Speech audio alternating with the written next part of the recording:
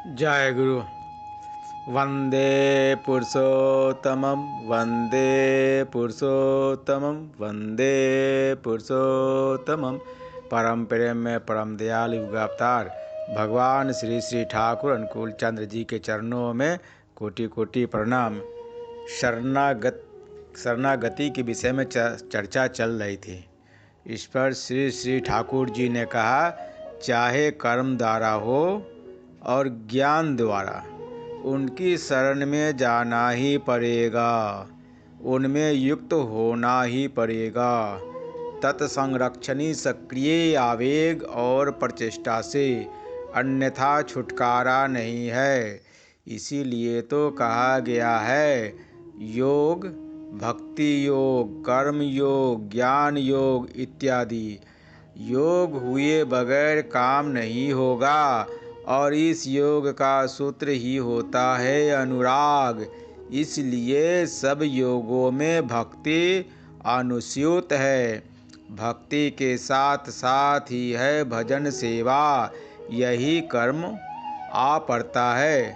कर्म के आगे पीछे जड़ित है ज्ञान। कर्म करने में मनुष्य को यह जानना पड़ता है कि किस ढंग से एवं किस तरीके से कर्म करने पर वह फल प्रसू होगा। पृष्ठ का परिपूर्ण परितोषण और परिरक्षण होगा। वैसी विधि जानने के बाद ही उस मुताबिक कर्म करना है, अन्यथा अंट संट जो सो करने से काम नहीं होगा। पुनश्च कर्म निश्रित अभिज्ञता से और भी वास्तविक ज्ञान विकसित होगा। इसलिए भक्ति कर्म ज्ञान अविच्छेद है। उसमें प्रत्येक ही योग के लिए आवश्यक है।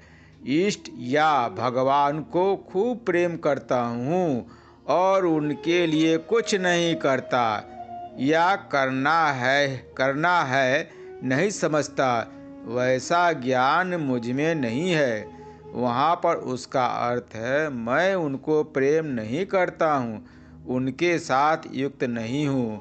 मैं युक्त हूँ अपनी प्रवृत्ति के साथ, पर एक एक व्यक्ति का अप्रोच एक एक तरह होता है। काम की दिशा में किसी का झोंक होता है, वह कामकाज पसंद करता है और करता भी वही है। किसी किसी को अधिक इमोशन भावावेग होता है, इमोशनल अपहेविंग भाव स्फीति, जिससे हो उसके लिए नाम गुण कीर्तन आदि अधिक करता है।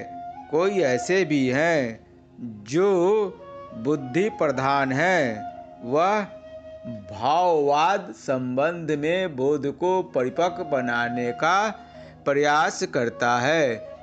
ये सारे ढंग होते हैं, किंतु प्रकृतिगत झोंक यदि इष्ट के लिए विन्यस्त हो तो कुल मिलाकर सभी एक जगह खड़े होते हैं। इष्ट ही उनके निकट धीरे धीरे प्रधान हो उठते हैं, एवं वह यह समझता है कि कोई भी चीज उपेक्षा करने योग्य नहीं है।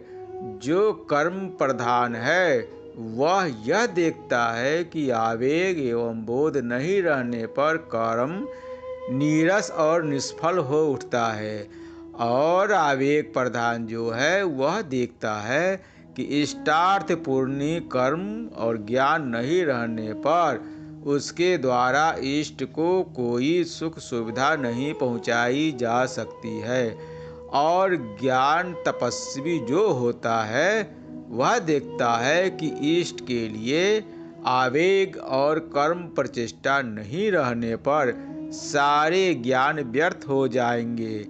इस प्रकार प्रत्येक का मेढ़ टूट जाता है। भक्ति कर्म ज्ञान के समन्वय से ही मनुष्य सहज बन जाता है, पर निश्चित रूप से यदि वह अकपट हो। इसलिए भक्ति कर्म ज्ञान किसी का कोई विरोधी नहीं, प्रत्युत एक दूसरे का पूरक है। जय गुरु। वंदे पुरुषोत्तमम्।